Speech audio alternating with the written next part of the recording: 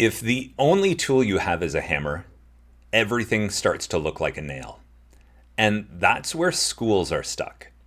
To know where we are going, we need to know where we are now. And we need three new words to describe where we are exactly. We need to define the three types of school that are at play currently in all education systems everywhere in the world, from kindergarten to PhD programs. These terms simply name what you already know, that different teaching styles and different school cultures exist. So let's look at these three. Expert schools give you experts. The teacher knows their stuff and decides how students will learn it. Coach schools, they focus on teamwork.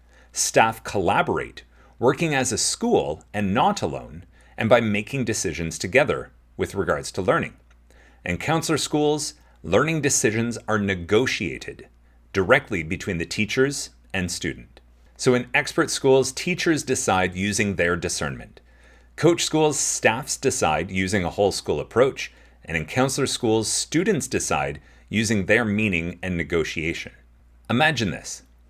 Every seed grows into what it's meant to be. An acorn becomes an oak, and no matter how hard you try to shape it into a grapevine, it's not a grapevine. And grapevines? Well, they'll never stand tall like an oak, no matter how much you guide it to grow upward. In education, it's the same. Frankly, teachers and principals are either experts, coaches, or counselors, and no amount of training, leadership, or coercion will change that. It's better to work with what you have. So let's get clear on the differences between the three types of educators that are already out there and in our schools. So let's imagine a journey. The expert, think of them as the mountain guide. They set the destination, chart the path, and say, follow me, I'll get you to the top. It's about clear goals and proven methods. Whereas the coach, they're all about pushing you to reach the top of the mountain, but to do so with your personal best. The goal stays the same, but they'll help you discover your best way up the mountain step by step. And the counselor, they start by asking, what mountain do you want to climb? Then they guide you in finding your own goals and help you to navigate the path that's right for you. The expert chooses the goal and the strategies. The coach chooses the goal but provides a choice of strategies. And the counselor lets you negotiate both the goal and the strategies. Three educators, three approaches, and each type believes it's the best. Most schools have a center of gravity that pulls them mainly in one of those three directions, but there is always a tug of war with the other two types among some part of the staff. I'm sure you see this in your school already now that I'm pointing it out. So what happens when a school only has one tool and everything starts to look like a nail? What happens when a school dedicates itself solely to being expert, coach, and counselor? Well, the simple fact is that will work for some leaders, some teachers, and some students, but not for everyone. And right now we have this unintentional mix of all three types of school. This is where I'd like to present a new idea, not the expert, not the coach, not the counselor, but the facilitator. The facilitator school doesn't pick sides. Instead, it asks a big question. What if we focused on finding the right fit? Imagine this. Under one roof, you have expert teachers, coach teachers, and counselor teachers, and we actually encourage them to be that type. Why? Well, because students aren't all the same, and neither are teachers. I'm going to present three ways that this could play out. Now, these ideas will sound bold, and there are many reasons it would be difficult to make a shift to get them going. However, I believe that the payoff for all involved would be massive, so hear me out. So I'm suggesting three ways. Here's what I mean. First up, empower teachers to lead their way. Teachers, find out your type and own it. Be the expert, the coach, or the counselor. However, don't stop there. You can own it and still grow into the other two roles. Stretch into those two other roles when they might serve the context best. Teachers who know their type and its strengths, but yet are able to be flexible across all three, they're adaptable and likely unstoppable. 2. Match students with the right guide. Imagine a school where we find out what type of teacher works best for a student and then organize the school around that. We find out if a student learns best with experts or coaches or counselors. And we organize our school to provide a student with the type of teacher that they work best with.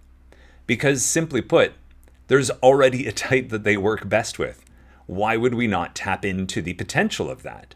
So we'd use tools, simple diagnostics, but with a deep understanding to align students and teachers that are a match.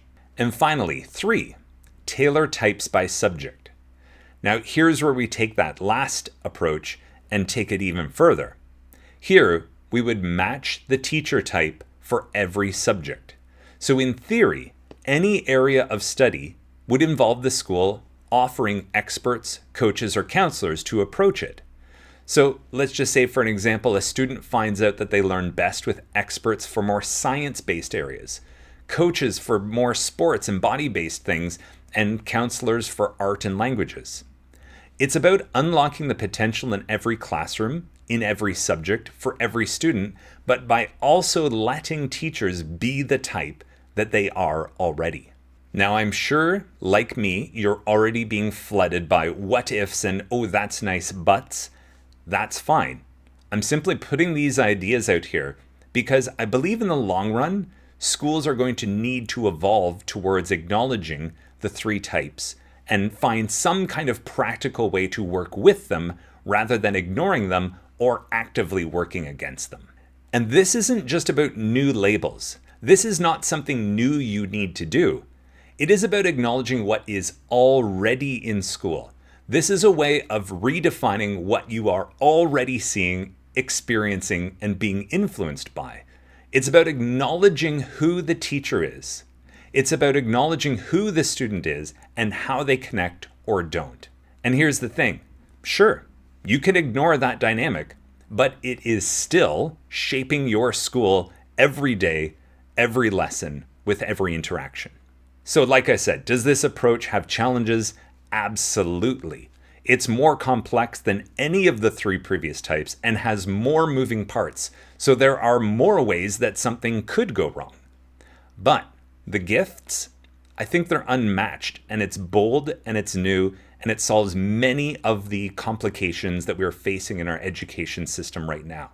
It's bringing about flexibility, customization, and a school that grows with its students and teachers by acknowledging who they are.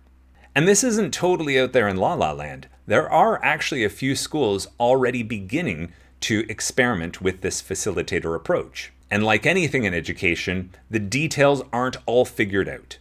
And that's what kind of makes this exciting. This is the new uncharted territory in education, and we're figuring this out together.